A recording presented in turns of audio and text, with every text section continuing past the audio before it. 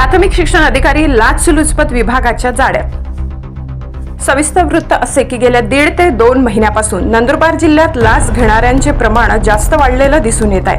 अशातच काल शिक्षण विभागाच्या अधिकाऱ्याला लाचलुचपत प्रतिबंधक विभागाने 50,000ची लाच घेताना रंगेहात पकडले।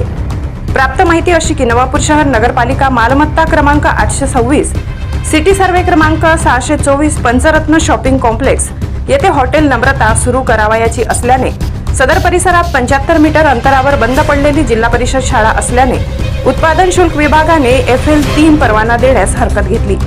परंतु सदर शाळा इमारत ही जीर्ण होऊन बंद असल्याने नंदुरबार प्राथमिक शिक्षण विभागाकडून सदर शाळा बंद असल्याचे प्रमाणपत्र देण्यासाठी तसेच अशरफभाई माजिदभाई लखानी अल्पसंख्याक विकास बहुउद्देशीय संस्था नवापूर या संस्थेच्या अंतर्गत येणाऱ्या गुजराती माध्यमिक विद्यालय नवापूर शाळेची RTE मान्यता वर्धित करण्याचे काम करून दिल्याच्या बदल्यात बक्षीस म्हणून अशा दोन्ही कामांचे मिळून जिल्हा शिक्षणाधिकारी प्राथमिक नंदुरबार सतीश सुरेश चौधरी यास 50,000ची लाच घेताना लाचलुचपत प्रतिबंधक विभागाने रंगेहात पकडले।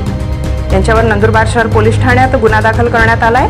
सदर कारवाई श्री नितीन पाटील पोलीस निरीक्षक लाचलुचपत प्रतिबंधक विभाग नाशिक यांच्या पथकाने केली। नवापूर गर्जना न्यूज आपल्या हक्काचे व्यासपीठ।